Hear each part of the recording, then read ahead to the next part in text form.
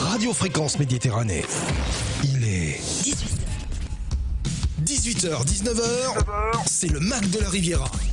L'émission 100% locale. Jean-Luc et ses chroniqueurs te donnent rendez-vous pour une heure de bonne humeur et de proximité. Info locale, résultats sportifs, jeux, dédicaces, l'invité du jour.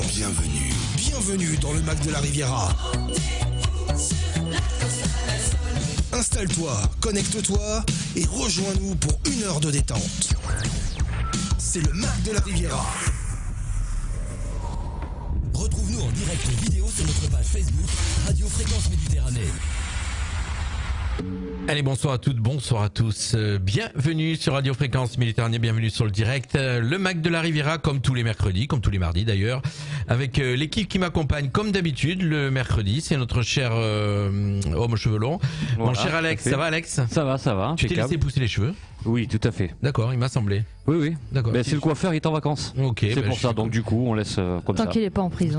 Elle nous accompagne aussi tous les mercredis, c'est Soleil. Salut Soleil. Salut. Et puis nos invités ce soir, je suis très content de les recevoir. C'est la première fois qu'ils font de la radio, mais c'est pas grave, ils vont bien se débrouiller. On a eu le fils il y a quelques mois.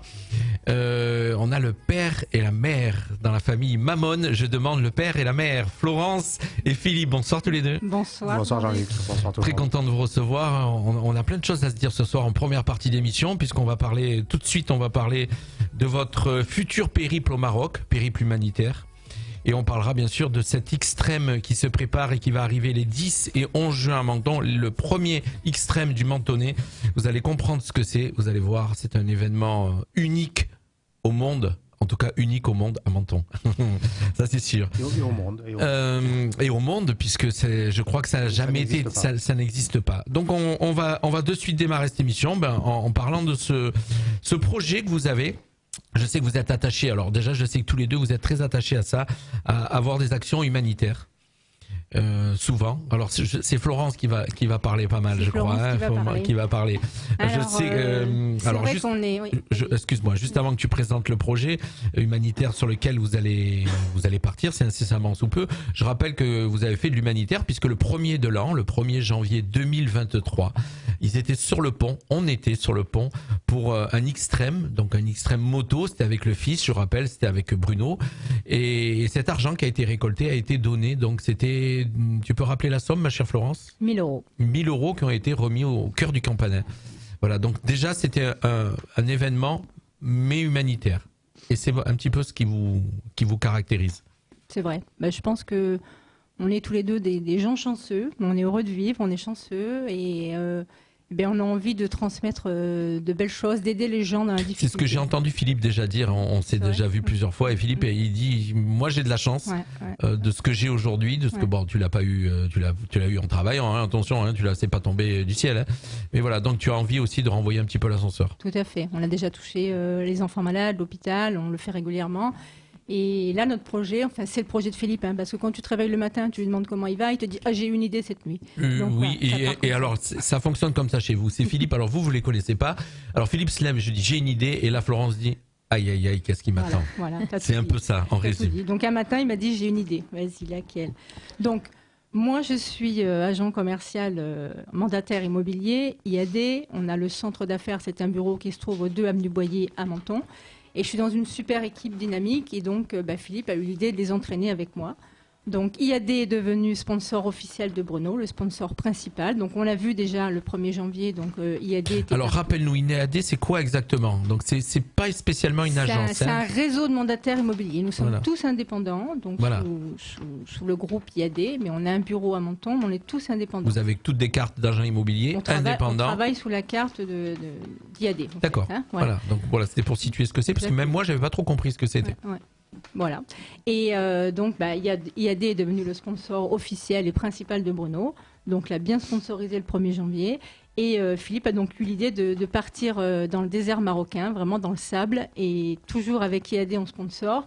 Donc Bruno, notre fils, donc parce que j'ai la casquette de maman, d'agent immobilier, j'ai pas mal de casquettes avec lui. Et tu as même la casquette de parler au micro, parce qu'en fin de compte, j'avais invité Philippe, mais j'ai compris que c'est Florence qui allait parler, tu vois. Donc, pourtant, il a des notes, hein. Donc on va partir dans le désert. Il a des notes. Je parle brièvement. Mais je pense qu'il parlera plus extrême tout à l'heure. Voilà. Donc son projet qui aboutit, parce que le départ est imminent dans quelques jours. Bruno part dans le désert marocain pour s'entraîner, toujours dans son enduro extrême, donc c'était un super entraînement. La dune, le sable, pour lui c'est un très bon entraînement. Et de là, on a l'équipe, un convoi humanitaire qu'on a formé, donc qui va descendre avec lui et qui va subvenir aux besoins des populations, parce que dans le désert, tu rencontres des gamins qui n'ont rien. Qui n'ont vraiment rien, donc tu leur offres un jouet, un médicament, des lunettes usagées. Alors ça va se passer comment? Le convoi, c'est quoi exactement? C'est un convoi privé déjà. C'est un convoi privé, voilà, donc on est plusieurs 4x4, donc dedans on a un peu de tout. Vous avez réuni quoi? Des amis, des amis, mais on a des médecins, on a une institutrice. Tu peux parler dans le micro, mon cher Philippe? Oui, tout à fait. Voilà, donc, je sais que tu es intimidé d'être à la radio, mais bon, t'inquiète pas, ça va bien se passer. Bon, déjà il y a un 4x4 avec nous deux, donc on se supporte. Voilà. 24 Après heures. on est sous le couvert d'un ami qui a une casbah là-bas, qui est implanté, qui est un ancien instituteur et qui va nous aiguiller, nous envoyer dans les endroits où il faut aller en fait, parce que c'est pas la peine de faire le tour des endroits où ils ont déjà du matériel. Bien sûr, voilà, des endroits qui sont assez oubliés, on va dire. Exactement. Alors, vous aviez pris goût parce qu'il y a quelque temps, vous êtes parti faire un rallye. C'était perso, ça. Oui, mais c'était le défi des 50 ans, partir en mais rallye. c'était le premier rallye. Ouais, c'était le premier. Donc du coup, indirectement, vous y avez un peu pris goût. Bien sûr. On va dire la vérité. Ça fait quelques années qu'on roule dans le sable, mais bon là, en plus, le rallye d'Oman, c'est une compétition. Oui. C'est une compétition qui nous a mis à l'épreuve, Florence et moi. Déjà, vous êtes rentrés. Et on est rentrés. C'est beau de l'avoir fait déjà. Ouais. Voilà. Bah, il faut supporter H24 avec ton conjoint en voiture. C'est un peu le défi. Alors je rigole parce que ça fait déjà 2 ou 3 fois qu'elle le dit depuis le début, depuis tout à l'heure, mais elle le supporte parce que tous les jours elle le regarde avec des yeux d'amour. Ouais, non, c'est vrai, mais j'adore parce qu'il y a toujours plein d'idées. Voilà, comme je disais tout à l'heure, il se réveille le matin, il a une idée dans la nuit qui a germé, et tu vois, je me retrouve dans le désert marocain dans 3 jours. Quoi. Voilà. Et puis après, on vous expliquera dans quelques instants comment on fonctionne, Philippe, aussi au niveau des idées. Je vais vous dire ça, moi. Moi, je le vis, moi. Je l'ai vécu avec lui. Je commence à bien le connaître. Voilà. Donc là, alors, le convoi va partir. Donc, en convoi humain, vous êtes combien d'équipages? Donc, nous sommes 4 équipages. 4 équipages. Ouais, il y a 4 4x4. 4 4x4. Et Bruno, le petit, donc lui, va partir aussi avec. Il amène la moto, lui. Lui, il est en moto. Voilà, lui, il est en moto. Carrément. Oui, tout à fait. Il va que la moto. Il va s'entraîner. Il y est déjà, d'ailleurs. Il y est déjà. Il va s'entraîner dans le sable parce que c'est une bonne école. Mais il vient de partir puisqu'il y avait une course ce week-end. Oui, il est parti lundi. Non, mardi.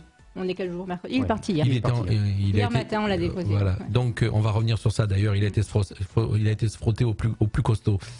Donc, le convoi. Et là, ce convoi au Maroc, vous allez partir et distribuer ce que tu dis. Vous allez charger ici ou... Ah oui, on charge ici. Non, on charge. On emmène les valises et on récupère des 4x4 à Ouarzazate, à l'arrivée de l'aéroport, où notre ami nous attend. Vous amenez les valises chargées de ça, vous allez distribuer. On les charge dans les 4x4 et après on distribue sur le chemin. D'accord. Ça va durer combien de temps? Ça va durer la semaine, puisqu'on rentre le 2 mai. Et pour l'avoir déjà vécu, je peux te dire qu'un tout petit jouet, même une fois un tout petit jouet d'un resto que tous les enfants fréquentent, le petit jouet en plastique à 2 balles, le gamin a remercié 100 fois en français merci, et mon fils à l'époque il avait 11 ans et encore maintenant il t'en parle, ça l'a marqué. Je pense, moi j'ai jamais vécu ça, mais je pense que... Qu'est-ce que c'est beau par rapport à la génération qui a ici, tu donnes une plaquette plus de médicaments, une paire de lunettes rayées, mais ils s'en foutent, quoi. Ils sont... Ça vous fait quoi? Ça fait quelque chose, non? Déjà d'en parler, moi ça me... C'est étonnant parce qu'en plus ils sont pas malheureux, ce sont pas des gens malheureux, c'est des gens qui connaissent rien d'autre. C'est ça. Donc ils vivent leur vie comme ça et ils vous donnent tout, même ce qu'ils n'ont pas. Nous on a trop.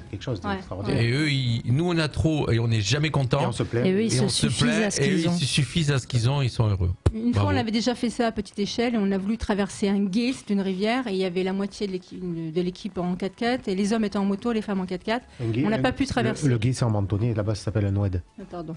L'oued. On n'a pas pu. Les motos n'ont pas pu traverser. Tu as compris pourquoi elle est venue avec lui? Voilà. On n'a pas pu traverser. Ils sont complémentaires tous les deux, c'est bon. Qu'en fait, chez Philippe, tout est pointu, tout est écrit, tout est carré. C'est vrai, t'as raison. Pas d'improvisation. Donc on a fait demi-tour devant le WED et on est entré dans un village mais minuscule et il y avait personne. On a tapé une porte, on nous a ouvert et là on était quand même 19 je crois avec les gosses. Et là il était 14h. La femme, les gamins ont couru de partout dans le village, ils sont venus avec des œufs, du pain. Hein. En une demi-heure, on était tous à table. Moi, j'ai pas pu manger, ça m'a coupé l'appétit. Pourtant, je suis une bonne mangeuse parce que je me suis dit, moi, tu viens chez moi à midi, à 4, je te fais pas manger. Là, je suis arrivée à 14h, on était 19, et une demi-heure après, on était à table avec à manger, à boire. Enfin bon, c'est. Alors qu'il n'y avait même pas de toit sur les maisons. Ouais, alors qu'ils n'ont rien. Donc c'est ça, toi, on me disait vraiment. Je pense qu'il me raconte ça me met la chair de poule. C'est la générosité à l'état pur, quoi. Oui, et je sais que Philippe, je connais, on va pas épiloguer, mais ils sont quand même à l'abri du besoin. Et c'est ce truc de rendre, de redonner aussi, d'avoir ce cœur-là aussi. C'est l'évidence, quoi. Je veux dire, on aide les enfants malades parce qu'on a la chance d'avoir des enfants en bonne santé. Là, on les aide dans le désert parce que. Vous partez quand ? On part lundi matin. Lundi prochain ? Oui. Lundi prochain. Là, voilà, juste pour mon anniversaire. Vous penserez à moi. On pensera à toi. Voilà, donc. On essaiera de trouver une radio. Donc ça va durer combien de temps ? Une semaine. D'accord. Vous nous envoyez. Alors, ce qui serait sympa, c'est que tu nous envoies. Là, vous allez avoir vos téléphones parce que le dernier rallye, ils n'avaient pas de téléphone. On leur avait enlevé. C'est confisqué. Là, tu m'envoies. Je vais te suivre pour relayer, pour avoir des infos, puis on va en parler à la radio régulièrement. Et comment on fait pour vous suivre, pardon ? Parce que il y a un nom d'association. C'est votre nom personnel. Vraiment à titre personnel. Tu vas sur Philippe Mamon comme Facebook. Sur Facebook. Sur Facebook, on pourra suivre sur Facebook. Florence, tu as Florence Mamon ou Philippe Mamon. Voilà. Tu les suis. On va suivre les deux. Voilà, tu les suis. Et tu verras. Tu auras des Le soir, on fera un petit récap. Bien sûr, on parle de notre projet extrême qui arrive à grands pas. Et d'ailleurs, je vais vous mettre en exclusivité. Vous allez découvrir l'affiche dans quelques instants qui va s'afficher sur les réseaux sociaux, puisque je vous rappelle qu'on est retransmis en direct, donc bien sûr sur tous nos réseaux, mais surtout sur Facebook, sur Twitch et sur YouTube en même temps. Ça, on les retransmet en direct et bien sûr sur nos applications, sur le DAB+, sur www.fmradio.fr, voilà, et vous pouvez nous suivre partout. Et donc, on va vous mettre à l'antenne l'affiche de cette extrême. Vous la voyez pas, mais les auditeurs la voient. Donc, voilà, je vais vous la mettre à l'antenne aussi pour vous puissiez la voir. Donc, on parle de cette extrême, mon cher Philippe. C'est Philippe. Allez. Premier extrême du Mentonnet. Alors déjà, on a vécu un extrême au mois de janvier. Tout à fait. Donc était moto. Si tu peux rappeler ce que c'était. Oui, Bruno, notre fils, a établi un record puisque ça n'existait pas auparavant. Enfin, c'est un peu un subterfuge et une façon de faire rentrer la moto dans la vie mentonnaise, puisque en fait c'est pas un sport qui est connu, qui est reconnu, et on est conscient que les sports mécaniques ils sont pas intimement liés à la tendance écologique. Donc suite à cet événement et à ce record, la municipalité, monsieur le maire et le service des sports nous a demandé d'organiser un événement. Donc pour faire passer la pilule du sport mécanique, on a eu l'idée, mon staff et moi-même, d'organiser un petit relais multisport en fait. Alors donc on rappelle, le premier extrême c'était donc en fait le premier extrême c'était un record du monde, c'est-à-dire que Bruno Mamon, le fils, a traversé, donc pour ceux qui connaissent Menton, on est parti du phare, donc départ du phare de Menton, toute la digue sur les enronchements en moto. Alors visuellement ça a l'air simple, visuellement quand on dit tiens en moto on peut faire ça, c'est très compliqué. Ça a l'air simple. Alors le plus compliqué, moi excuse-moi je prends la parole mais j'explique un petit peu à nos auditeurs. Ce qui était compliqué c'est que déjà ce n'était pas une moto de trial qui est beaucoup plus facile à manier parce qu'une moto de trial ça pèse c'est beaucoup plus léger. Ça pèse dans les combien 70 kg. 70 kg et une moto d'enduro ça pèse 120 kg. Donc voilà, donc déjà l'empattement n'est pas le même. La hauteur de selle, et puis surtout et le poids et puis surtout le système d'amortisseur. On peut manier une moto trial assez facilement comme presque un jouet entre guillemets. Et là c'était pas du tout le cas. Donc il fallait faire ce record, c'était de traverser l'enrochement. Il a réussi, il a été jusqu'au bout.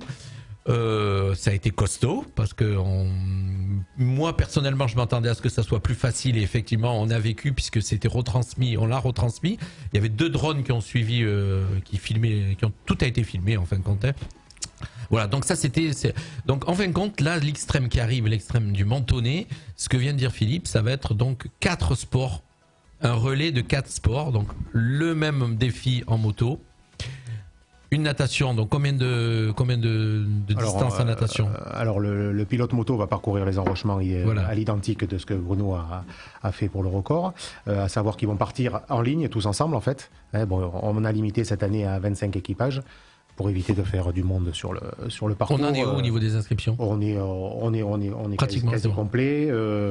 S'il y a un désistement ou 2, ce sera pas le problème puisqu'il y aura largement assez pour faire l'animation. Donc l'équipage, ça va se composer d'un pilote. Un pilote moto qui va franchir les enrochements, qui passera le relais à un nageur, qui parcourra environ entre 2 et 3 km en mer, à la natation. Voilà, il partira de l'Esplanade Francis Palmero sur la plage du Fossan et il ira jusqu'au casino en faisant plusieurs allers-retours. Bon. Alors on rappelle que c'est un extrême, hein, donc voilà, ça a l'air. Ils sont entraînés. Non, extrême, ça veut dire qu'en fin de compte, c'est vraiment d'aller au bout du bout. Voilà, c'est d'avoir de la perte, quoi. Voilà, et d'avoir de la perte et qu'il y ait le moins d'équipage possible à l'arrivée. Si je peux me permettre, le but de Philippe, c'est de réaliser un extrême où personne n'y arrive. Voilà. Donc ça va être. C'est le but de l'extrême en fait. Hein. Voilà, c'est qu'il n'y ait personne à l'arrivée. Bon, il y aura du monde parce qu'on va laisser un peu de l'Est cette année, on va faire les choses. C'est un premier. On rappelle que c'est un premier. Pour que ce soit plus un spectacle qu'une compétition à part entière, dans la mesure où en plus on n'a pas le droit de faire de compétition cette année sur une première, donc ce sera plus du spectacle et une aventure, un entraînement qu'une compétition. Donc le nageur parcourra son périple de 3 km et il passera ensuite le relais aux coureurs à pied et aux vététistes qui vont parcourir en binôme un parcours d'environ 15 km dans l'arrière-pays mentonais. Pourquoi en binôme? Parce que déjà au niveau sécurité, ils vont parcourir tout le tracé ensemble, donc ils seront jamais seuls. Hein, s'il arrive un truc à un ou à l'autre, ils pourront se secourir. Donc le VTT devra aller à la vitesse du coureur et le coureur à la vitesse du VTT. Voilà. Donc suivant l'inclinaison, puisque voilà. Donc en fait, ils font 15 km tous les deux. Tous les deux, tout à fait. Oui, d'accord. Donc déjà d'une part pour une question de sécurité, et deuxièmement parce que comme on a limité un petit nombre d'équipages, on ne peut pas faire plusieurs catégories, c'est-à-dire vélo musculaire et vélo électrique. Donc en fait, c'est le coureur à pied qui va lisser la performance du VTTiste et ils doivent rester ensemble jusqu'à l'arrivée.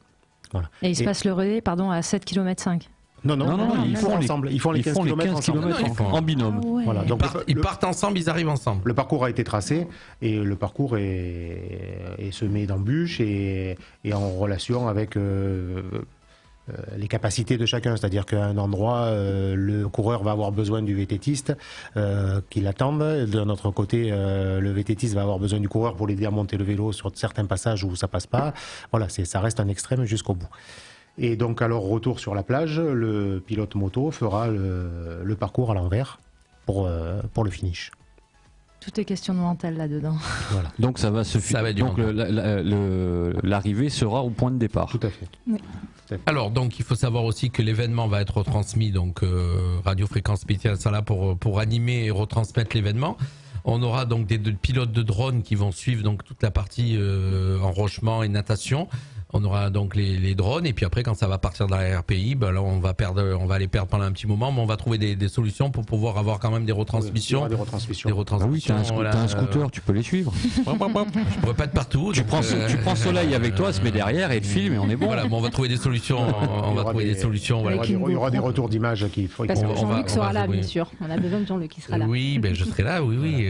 Comme la dernière fois d'ailleurs, j'espère être en forme surtout. Ouais. Parce que donc c'est ça, Philippe, cette idée-là, il l'a eu en une nuit, quoi.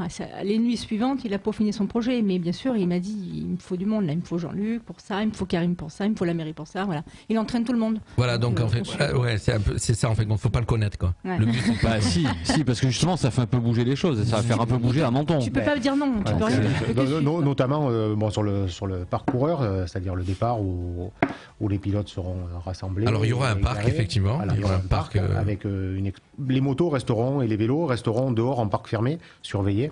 Donc ça fera une animation pour les gens. Il y aura un village. Et il y aura un village qui sera monté par mon ami Karim Jekar, l'huilerie mentonnaise, qui va s'occuper de regrouper des... On va dire un petit peu, on va noter les Karim Jekar, donc l'huilerie mentonnaise qui va regrouper les partenaires. D'accord. Et donc les partenaires, on va les citer. Qui se joint le partenaire principal, c'est IAD, bien sûr. Ensuite, Motojoli va fournir tous les ingrédients et le matériel, comme on a fait une petite charte écologique. Les huiles biodégradables. Alors oui, on va bien le dire ça. On le dira, on le redira parce qu'on va se faire tomber dessus. Ah, ça, c'est sûr. Vas-y. Tout à fait. On va se faire tomber dessus par les gens de tous les écolos de Menton. Alors donc j'ai fait une petite charte pour vous donner trois idées. Une petite charte écologique propre à la pratique de la moto dans cette manifestation, mais également sensibilisée sur l'épreuve proprement dite et sur le site confié par la municipalité de Menton, la Riviera, ainsi que la SPM dont nous utilisons les infrastructures. Cette charte est une obligation pour tous les pilotes participants. Alors les pilotes devront pousser leur moto dans le paddock ainsi que dans le parcoureur et ce jusqu'à la ligne de départ. Les motos ne seront mises en route que pour effectuer le parcours de relais à proprement dit. Les motos seront stationnées sur des tapis environnementaux prévus à cet effet. Les carburants et tous les liquides des véhicules seront fournis au préalable par l'organisation, par l'intermédiaire de la concession Yamaha Moto Jolie. Tous ces liquides seront de fabrication et d'utilisation biodégradable à 100%. Voilà, ça c'est pour les engagements techniques. Ensuite, pour la buvette, elle distribuera des gobelets réutilisables à l'effigie de la manifestation. Et notre fournisseur, Daniel Tristan, fondateur d'une célèbre boisson fabriquée et brassée à Peille, dont nous valorisons également de ce fait les produits et les producteurs régionaux, et le circuit court avec l'aide de la société Sommegel, qui sera aussi un partenaire de choix et un partenaire financier important, on va le dire, oui, effectivement. Jacques-Sieu, on peut citer que grâce à Jacques-Sieu, on aura une retransmission sur écran géant. Voilà. Parce que ça coûte très cher. Ça coûte très cher et voilà, il s'est engagé à nous aider de ce côté-là par l'intermédiaire de Tarek Zanina, son bras droit. Voilà. À noter aussi également un truc important qui fait un clin d'œil en fait à Menton sur cette épreuve, c'est-à-dire que chaque pilote, chaque participant sera le parrain d'un citronnier. Ces 80 citronniers seront achetés à un producteur mentonné, bien entendu. Ils seront financés et plantés sur le territoire de la Riviera par les agents immobiliers IAD de Menton et présidés par Aurélie Kerman et représentés par Florence. Voilà, donc chaque participant sera le parrain d'un citronnier. Mais c'est l'équipe de IAD qui va aller les planter ? Qui va aller les planter, qui va les acheter et les planter. Et c'est une idée de Philippe, bien sûr. Oui, bien sûr. Non, mais j'allais me dire... Tu viendras nous aider ? C'est possible. Je n'ai pas la main verte. Moi non plus. Voilà, donc ça se prépare, ça monte en pression. On en est où là alors Pour l'instant, on essaie de faire les valises pour le désert. On devait avoir une réunion là, on n'avait pas une réunion. Non, parce que j'ai eu un coup de fil de la municipalité qui m'ont dit qu'il y avait feu vert. D'accord. Donc, voilà, on fera un briefing quand même. Voilà, oui, bien entendu, mais voilà. La ville et monsieur le maire sont OK et ont donné leur feu vert, donc là D'accord. Donc on refera juste au mois de juin, début juin, on en reparlera, on refera l'émission pour bien expliquer aux écologistes que tout ce qui va être fait, parce que on s'attend à être incendié par rapport aux motos sur la digue, donc ça, les motos ne seront comme pour le parcours de Bruno, ils ne seront mis en marche que pour faire pour l'épreuve. Et ça n'abîme pas les rochers, on le signale. Le rocher est plus costaud que la digue, il n'y a qu'à demander à ceux qui tombent. Bien sûr. Ça fait mal. On va le signaler, voilà, le rocher. Et les motos ne partent pas à la mer, il n'y a rien qui part à la mer et tout, voilà. Il n'y a aucun déchet, et puis tout, je vous dis, tout ce qui est attrait à la moto. Tu fais très attention à ça. Les liquides de refroidissement, tout ça, sont remplacés par de l'eau pour l'épreuve. L'huile est le biodégradable, c'est-à-dire qu'on peut renverser dans la mer, ça ne risque rien. Et l'essence sera du bioéthanol, puisque les motos de temps d'enduro peuvent fonctionner au bioéthanol sans problème, avec le mélange d'huile. Donc les motos sont pas... Non, vous allez voir, c'est sympa. Voilà. Mais c'était la condition sine qua non pour pouvoir organiser un truc en ville. Sinon, c'est pas la peine. À l'arrivée, la performance moto, par rapport à ce que ça va rapporter, les planter 80 citronniers, c'est presque ridicule. Oui, mais la performance, on s'en fout, on n'est pas là pour... Non, mais je veux dire, on n'est pas là pour faire de l'audience. En fait, la moto va avoir un effet visuel.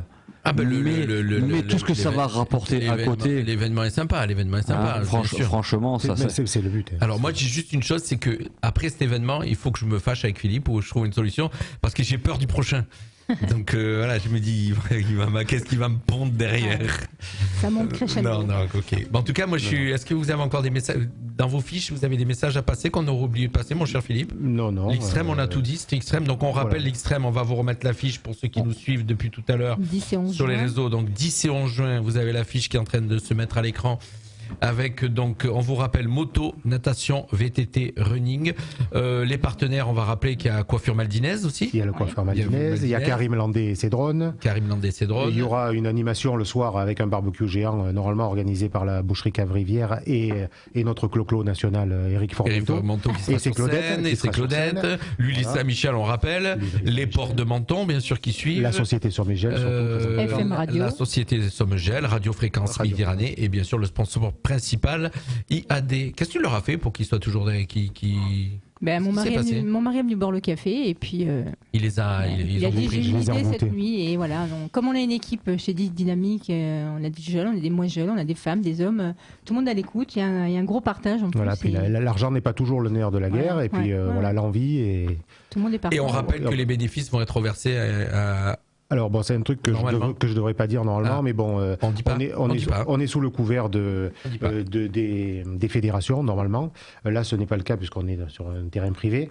Donc tout ce qui devrait être reversé aux fédérations sera reversé aux pilotes. Ce sera sous forme de prime d'arrivée. Voilà, il va y avoir des primes. Et après, nous achèterons aussi les citronniers, les gobelets, enfin bon, tout le budget de fonctionnement qu'on a besoin. Il y a des frais. Voilà, et tout ce qui en plus ce sera reversé aux pilotes et dans une œuvre caritative s'il en reste mentonnaise.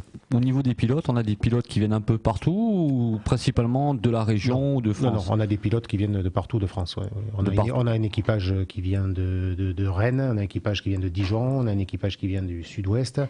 On a des très bons pilotes. Ils savent pas où ils sont tombés. Voilà, ils savent. Ici, la moitié savent. Les pilotes moto savent, les autres non. Mais je pense que s'ils viennent, c'est parce que le défi doit vraiment les intéresser. Après, bon, j'annonce ça comme un extrême. Comme disons une surprise, mais bon, il devrait y avoir au minimum au moins 5 titres de champion du monde dans les participants. Ah, quand même. Voilà. Et un record du monde. Ah, info exclu. Et tout ça sur Menton. Je prépare mes fiches. Tout ça sur Menton. Sur Menton. Voilà, donc ça arrive donc un grand pas, l'extrême. Là, on va commencer à communiquer. Ça y est, c'est parti, on va communiquer de plus en plus. On a le feu vert de la mairie, donc l'extrême, le premier extrême du Mentonais, vous avez compris, on vous le rappelle, moto, natation, VTT et course à pied. Merci la famille Mamon. Merci à toi Jean-Luc. Alors juste un petit retour sur le fils qui est vite fait. Il a changé de catégorie cette année, donc il est monté. Il est dans la catégorie Rennes cette année. Donc il n'y a rien en dessus. Le problème il est que. Alors c'est de l'enduro extrême. L'enduro extrême. Alors, pour ceux que vous connaissez pas ce que c'est, excusez-moi, je reprends un peu la main de temps en temps pour expliquer aux auditeurs. L'enduro extrême, c'est de l'enduro, mais ça dure. Tu peux partir sur les pistes pendant 8 heures. C'est de l'extrême, c'est-à-dire que voilà, c'est des enrochements toute la journée, quoi. Ah, c'est uniquement de l'enrochement. Non, c'est pas que l'enrochement, mais c'est ce genre-là de. C'est de la terre, d'enrochement, c'est-à-dire que c'est un circuit. Tu peux faire un circuit, tu peux y tourner 100 fois dessus. C'est un peu style, un peu comme les 24 heures du Mans, mais en moto enduro. C'est un Dakar en circuit fermé, quoi. Voilà, sur des sentiers single, c'est-à-dire des sentiers où il passe qu'une moto à la fois. Si vous faites les sentiers de la RPI, voilà, ça ressemble un peu à tous ces sentiers de la RPI. Donc il a été, on rappelle, champion. Il a été champion d'Italie 2 années consécutives, une fois en senior, une fois en junior. Il fait partie des 30 meilleurs pilotes du monde en enduro extrême, puisqu'on se base sur, pas un classement ATP comme au tennis, mais bon, un genre de classement sur plusieurs épreuves. Le problème est, comme dans le sport et dans toutes les autres disciplines, les fédérations étrangères sont un peu chauvines, donc on est parti là sur la première course en Italie. Il y a eu un tirage au sort pour déterminer l'ordre de départ, et Bruno bien sûr est parti dernier, comme c'est le petit étranger du coin. Sur la dernière course là ? Ouais, il est parti dernier. Catégorie au-dessus, catégorie Rennes. Catégorie au-dessus, et voilà, donc ils ont fait partir les Italiens devant, bien entendu. Alors moi j'ai vu le départ de Bruno, il était quand même 3e, pratiquement, il était dans les 2 premiers au premier virage, puisque j'ai suivi, il était en bleu et blanc. Oui, sur ça. Et c'est sur la suite, mais au départ il était quand même. Il était bien. Bon, maintenant il est parti sur les 60 pilotes de la catégorie, il est parti à 58e. Oui.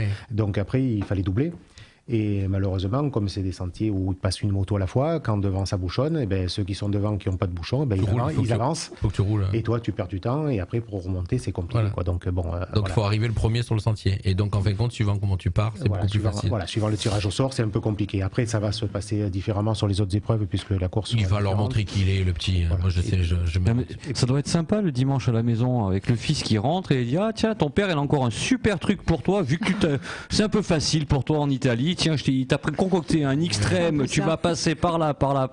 Mais il est content. Ouais. Ok. Pour le pousser toujours un peu plus, il y a papa pour ça, c'est bien. Vous les emmenez là que. Oui. On rappelle, parce que vous connaissez pas le personnage que vous avez en face, qui était aussi un champion de trial. Voilà, d'où la passion du fils. Quand j'étais jeune et mince. Voilà, mais c'est bon, c'est de retour. On a vu. Merci ma chère Florence, merci Philippe. Merci Jean-Luc. On va faire un petit break musical, juste le temps de faire la photo, et puis on se retrouve juste après pour parler. On va parler de cuisine, tu aimes bien manger. Ouais. On va de suite découvrir l'éphéméride bien sûr et l'agenda, et on continuera notre émission jusqu'à 19h et on dépassera peut-être un peu, on verra bien. Merci à tous, restez avec nous. Le break musical avec Tony Amantini. Et on se retrouve juste après.